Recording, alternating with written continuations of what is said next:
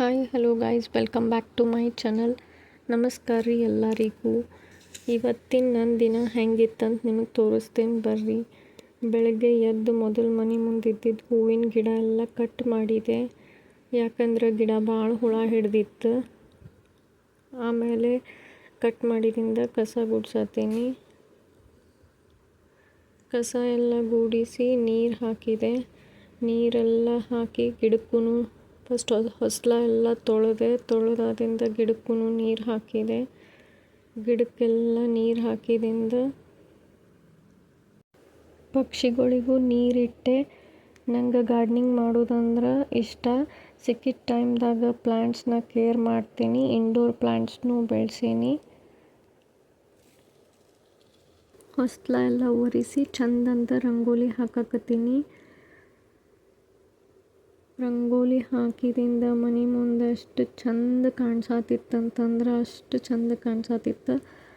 ಆಮೇಲೆ ಮನೆ ಒಳಗೆ ಕಸ ಗುಡಿಸಿದೆ. ದಿನ ಕ್ಲೀನ್ ಮಾಡ್ಕೊತ ಇದ್ರೆ ಮನೆ ನೀಟಾಗಿರ್ತೈತಿ. ನಂಗೆ ದಿನ ಕ್ಲೀನ್ ಮಾಡಿದಾಗನ ಸಮಾಧಾನ ಅಂತ ಅನಿಸ್ತೈತಿ. ಆಮೇಲೆ ಕಿಚನ್ ಕೆಲಸ ಶುರು ಮಾಡಿದೆ. ಬಾಂಡೆ ಎಲ್ಲ ತೊಳೆದೆ. ಕೆಲಸ ಮಾಡ್ತಾ ಹೆಂಗೆ ಟೈಮ್ ಹೋತಂತ ಗೊತ್ತಾಗಲಿಲ್ಲ. ಆಮೇಲೆ ಸ್ನಾನ ಅದು ಮಾಡಿ ಪೂಜೆ ಎಲ್ಲ ಮಾಡಿ ಮುಗಿಸಿದಿಂದ ಇವತ್ತಿನ ಬ್ರೇಕ್ಫಾಸ್ಟ್ಗೆ ಕ್ರಿಸ್ಪಿ ರವೆ ದೋಸೆ ಮಾಡಿದೆ. ಅದ್ರ ಜೊತೆ ಆಲೂಗಡ್ಡೆ ಪಲ್ಯ ಮತ್ತು ಟೇಸ್ಟಿ ಕೊಕೊನಟ್ ಚಟ್ನಿನೂ ಮಾಡಿದೆ. ದೋಸೆ ಕ್ರಿಸ್ಪಿಯಾಗಿ ಬಂದಿತ್ತು. ನೀವು ಎಲ್ಲರೂ ಯಾವ ಥರ ದೋಸೆ ಮಾಡ್ತೀರಿ ಅಂತ ಕಮೆಂಟ್ ಮಾಡಿ ಹೇಳ್ರಿ. ನಾನು ರವೆ ದೋಸೆ ಇನ್ಸ್ಟಂಟ್ ಮತ್ತು ಫಾಸ್ಟಾಗಿ ಮಾಡ್ಬೋದು ಅಂಥೇಳಿ MTR ರೆಡಿ ಮಿಕ್ಸ್ ತಂದಿಟ್ಕೊಂಡಿದ್ದೆ. ಅದಕ್ಕೆ MTRದ್ದು ರೆಡಿ ಮಿಕ್ಸ್ ರವೆ ದೋಸೆ ಮಾಡಿದೆ.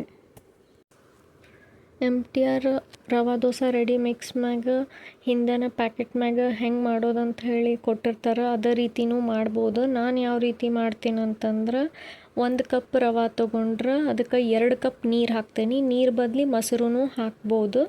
ನಾನು ಈ ರೀತಿ ಮಾಡ್ತೀನಿ.